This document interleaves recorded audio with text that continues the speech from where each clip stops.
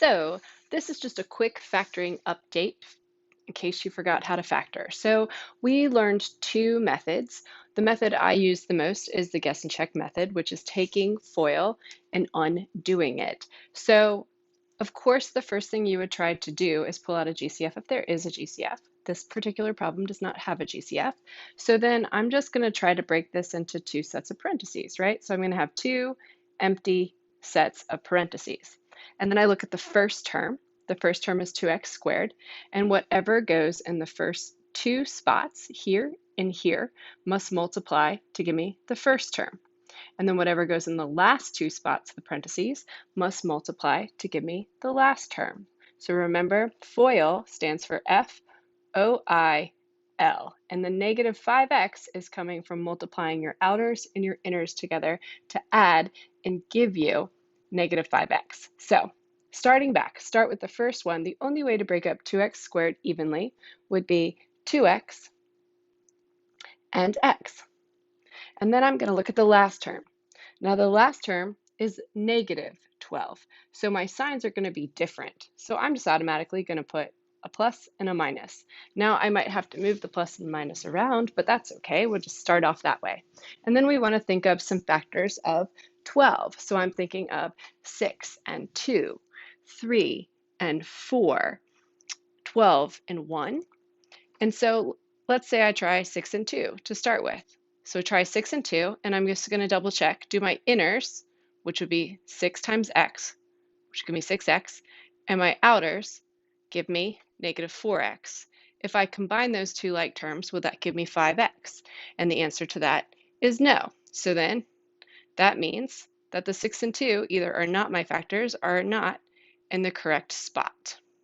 So let's switch where the 6 and the 2 go before I throw out the 6 and the 2. So let's say I put the 2 here and the 6 here. And so I check my inners, it's 2x, my outers, negative 12x. When I combine that, that gives me negative 10x. So that doesn't work either. So I'm going to throw out my 2 and my 6, and I'm going to try 3 and 4. So let's try 3 and 4. So let's say I put the 3 in the first set of parentheses, and we had a minus sign there, the 4 in the second set of parentheses, and then now let's just double check. I get 3x in the middle, I get negative 8x here. If I combine those two numbers, that does give me negative 5x. So that does check out. So the factors are 2x plus 3 and x minus 4. So one other quick thing, suppose I had my signs in the wrong spot. If I did that, that would have given me negative 3x plus 8x, and that would have given me 5x. So if you have the right number but the wrong sign, you just got to switch your signs. So that's your guess and check method. The other method we learned was the grouping method, where what you do is you multiply the first term and the last term together, and that gives you negative 24x squared. I'm just going to write negative 24 to start with. And then, so we're looking for two numbers that multiply to give me negative 24, but then add to give me the middle term, which is negative 5. So I'm looking for the things that multiply to give me negative 24, but add to give me negative 5. So I start with my factors of negative 24. So I'm thinking 24 and 1. Well, since I need it to be negative, it would have to be negative 24 and 1. Since I need negative 5 in the middle, you would want the bigger term to have a negative. So negative 24 and 1 does not give me negative 5. So we got to keep thinking. I got negative 12 and 2. If I add negative 12 and 2 together, that gives me negative 10. So that doesn't work. I can try negative 6 and 4. If I add that together, that does not give me negative 5. But if I try negative 8 and 3, well, there we go. That gives me negative 5. So what that means is these are your two middle terms. So what you do is you take the 2x squared minus 5x minus 12, and you're breaking up that middle term of minus 5x into negative 8x and 3x. So you rewrite the problem as 2x squared minus 8x plus 3x minus 12. Let me erase some of this so I've got some more space.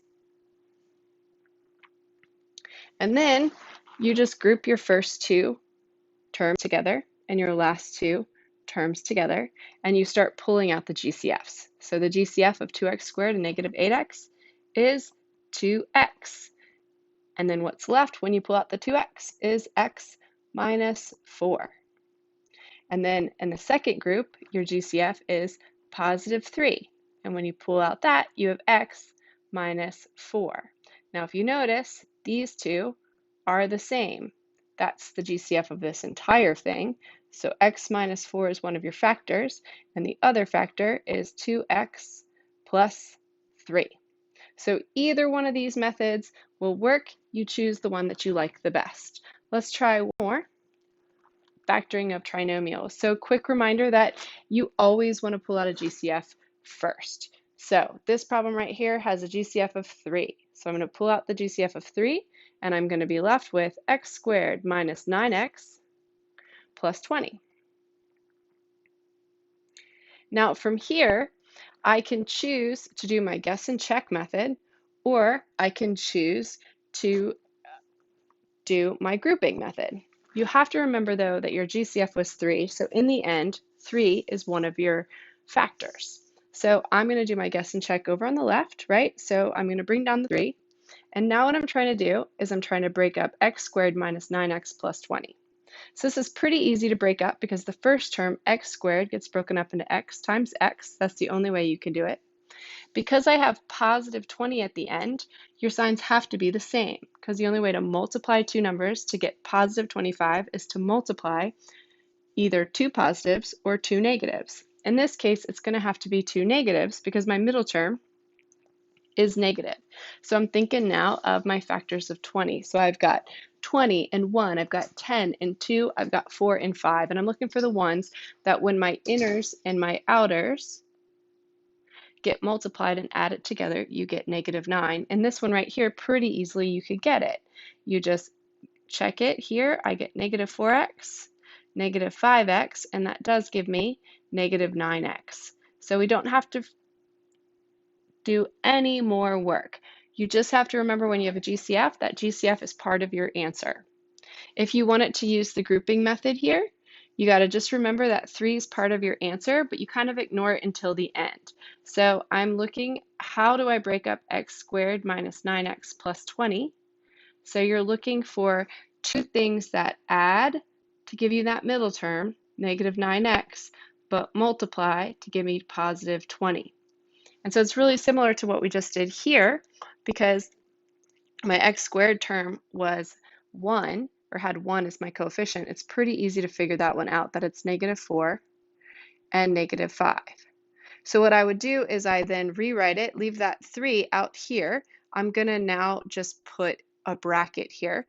So you're going to break it into x squared minus 4x minus 5x plus 20.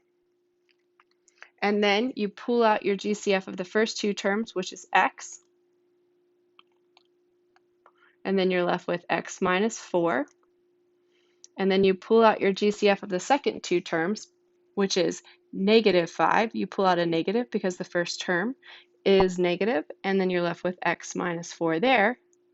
And then if you look, the GCF of what's inside the brackets is the x minus 4, and what's left is x minus 5. So your final answer, you got to have that GCF on there, and then you have x minus 4 as one of your factors, and what's left here is the x minus 5. Two different ways to get the same answer. So lastly, let's talk about factoring out a difference of two squares. Whenever you have two terms, you can only factor them if it's a perfect square minus a perfect square, and it factors into a difference of two squares, meaning that both the factors are the same, except one is addition and one is subtraction. So x squared minus 16, that factors into x plus 4 times x minus 4. Let's recap as to why. You remember you can rewrite x squared minus 16 is x squared plus 0x minus 16. So if you look, that middle term is 0, which basically cancels out to leave you with the x squared minus 16. So here, if you're checking your inners and your outers, the inners give me 4x, the outers give me negative 4x. That cancels out. So that is your answer. Again, it only works if it's a subtraction. If it's addition, you can't do it. So this next one, 25x squared minus 64, is also very simple. All you got to do is break that into 5x plus 8 times 5x minus 8. Because if you think about it, 5x times 5x is 25x squared, and 8 times negative 8 is negative 64. If you check your inners and your outers, they're going to be opposites of each other, which is going to completely cancel out. Now, the last one, you might be looking at it and be like, well, that can't be done because they're not perfect squares and there's addition. However, that GCF could throw us off. So you got to pull out a GCF to start with. So you're going to pull out -5. Remember, you're pulling out a negative because the first term is negative. That's going to leave you with x squared minus 4. Well, x squared minus 4 is a difference of squares. So you're going to be left with -5 as your GCF. And then you break x squared minus 4 into x plus 2 times x minus 2. Hope that was helpful. If you need more examples, go back to my YouTube channel and start watching some of my factoring videos.